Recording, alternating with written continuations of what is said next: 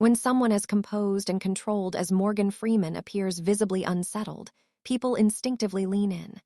This is a man whose voice has guided audiences through hope, justice, and calm for decades. So when that familiar steadiness fractures, it doesn't feel like performance. It feels like something deeply personal breaking through. His words didn't sound rehearsed or polished. They carried hesitation, pauses, and a weight that suggested he wasn't speaking because he wanted to, but because he felt he had to. What unfolded wasn't a dramatic reveal, but a slow peeling back of silence. The kind of silence that lingers for years in powerful places, where discomfort is often disguised as discretion. Freeman wasn't trying to shock anyone. He seemed burdened by the knowledge that staying quiet any longer would mean participating in something he could no longer live with. For days, public conversations surrounding Rob Reiner's tragedy had been softened by careful language. Statements were measured, emotions restrained, and details left deliberately vague. That's often how Hollywood responds when grief collides with complexity. But Freeman stepped outside that familiar pattern. He didn't offer rehearsed condolences or abstract sympathy. Instead, he questioned the silence itself. He suggested that what people weren't saying mattered just as much as what they were. According to Freeman, the absence of honest discussion wasn't accidental. It was a choice. And choices, when repeated over time, create consequences. His tone wasn't accusatory in a loud way, but it carried an unmistakable edge. It felt less like a speech and more like a reckoning with years of unresolved tension that had finally reached a breaking point. Freeman's connection to Rob Reiner wasn't distant or superficial. Their bond formed during the Bucket List, a project centered on mortality, reflection, and unfinished emotional business. Those themes weren't just confined to the script. Freeman revealed that during late-night conversations on set, Rob often spoke about his life, his family, and his values. Yet whenever one subject arose, the atmosphere shifted. Freeman described moments when energy changed, voices lowered, and conversation quietly moved elsewhere. Those silences stayed with him. Freeman built his career by observing people, what they say, what they avoid, and how their body reacts when truth gets close. Over time, he realized those moments weren't random. They were signals. Signals that something unresolved had been living beneath the surface far longer than anyone wanted to acknowledge. At one point, Freeman stopped mid-sentence during his remarks, visibly shaken. He described a realization that had haunted him for years, that many people saw warning signs but chose comfort over confrontation. He used a powerful metaphor, suggesting that instead of addressing fractures honestly, people kept offering temporary fixes, knowing they wouldn't last. That line resonated because it wasn't about blame, it was about collective avoidance. Freeman wasn't pointing fingers at one person. He was questioning a system that often prioritizes image management over uncomfortable truth. In his view, neutrality becomes participation when it allows harm to grow unchecked. That idea struck deeply, especially coming from someone known for restraint rather than provocation. Freeman then recalled a private gathering from several years earlier. No cameras, no press, just familiar faces in a closed room.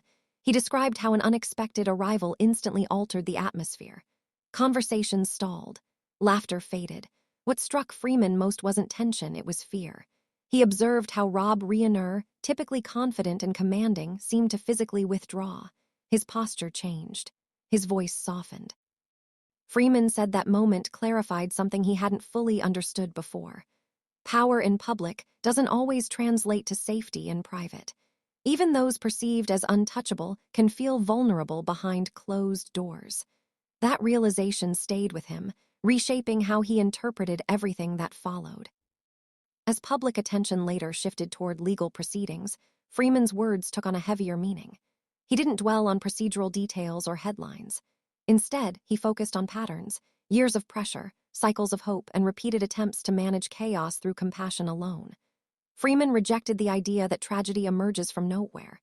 In his view, it often builds slowly, fed by denial and delayed boundaries. He emphasized that kindness, when unprotected by limits, can be exploited. That wasn't an easy thing to say, especially when discussing people he respected deeply. But Freeman spoke as someone grappling with regret, wondering if earlier honesty could have altered the outcome. One of the most emotional moments came when Freeman described a phone call from Rob Reiner just weeks before everything unraveled. It wasn't a casual conversation. Freeman recalled uncertainty, fear, and questions framed as hypotheticals that felt anything but theoretical. Rob reportedly asked about boundaries, about when love stops being healing and starts becoming dangerous. Those aren't questions asked lightly. They reflect someone standing at the edge of an impossible decision. Freeman admitted advising caution and distance, particularly for safety. Yet he also acknowledged that Rob struggled to act against his own empathy. The very compassion that defined his work and relationships made firm separation nearly impossible. Freeman suggested that this internal conflict wasn't hidden. He believed it was understood, perhaps even anticipated, by the person at the center of the tension. According to Freeman's perspective, emotional patterns had been learned over time. Responses could be predicted. Vulnerability could trigger reassurance. Pressure could provoke attempts to fix rather than protect. Freeman was careful with his wording, but his meaning was clear. He believed what happened wasn't sudden confusion, but the result of long-standing dynamics left unresolved. That distinction mattered to him, especially as simplified narratives began circulating publicly. When discussing the final night, Freeman's voice reportedly changed. He focused on one haunting detail, that there were no clear signs of resistance. To Freeman, that didn't signal acceptance. It signaled trust. Trust that love would hold. Trust that familiar bonds wouldn't break in the worst possible way. Freeman framed this not as weakness, but as devastating humanity. A father reaching out instead of pulling away. A belief that connection could still save the moment. That image, he suggested, was far more painful than any technical description. It stripped the situation of abstraction and replaced it with unbearable intimacy. Freeman made it clear that his decision to speak wasn't about exposure. It was about preventing distortion. In his experience, silence allows speculation to grow unchecked. He worried that without context, blame would be misplaced and history rewritten unfairly. He described the household as warm, patient, and grounded. He spoke with deep respect about Michelle, portraying her as someone who consistently chose hope, even when exhausted. Freeman resisted narratives that framed the tragedy as a family failure. Instead, he described it as an intrusion that overwhelmed even a strong foundation. He also criticized the broader environment that surrounded the situation. According to Freeman, well-intentioned people sometimes enabled harm by cushioning consequences. Opportunities reopened. Support continued without accountability. Freeman questioned whether kindness had been mistaken for responsibility.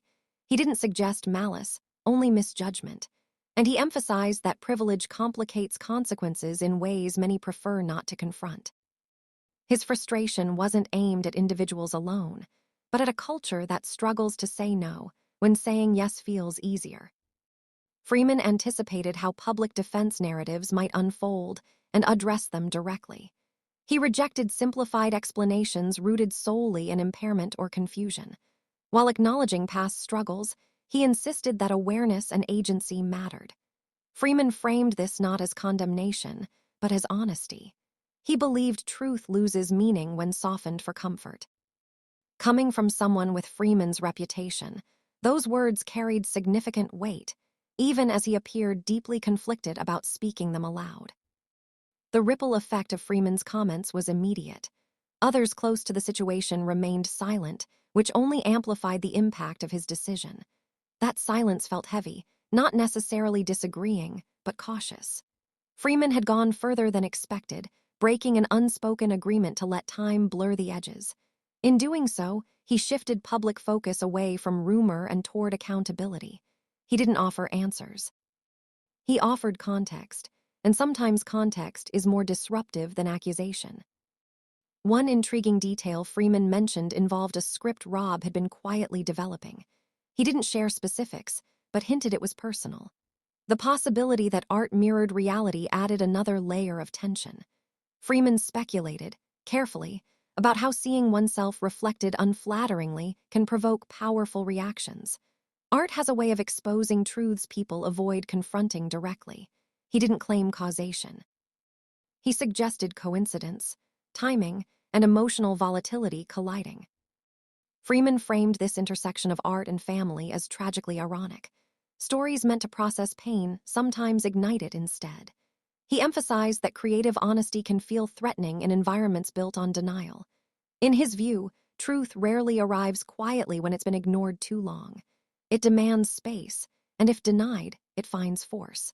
That observation wasn't specific to one family, it was a broader reflection on human behavior.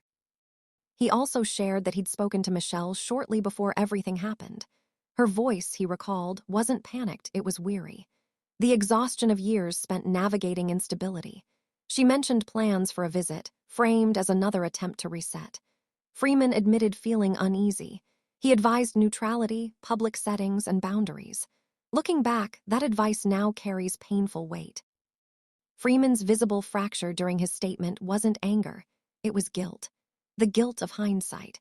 The haunting question of whether stronger words or earlier intervention could have changed the outcome.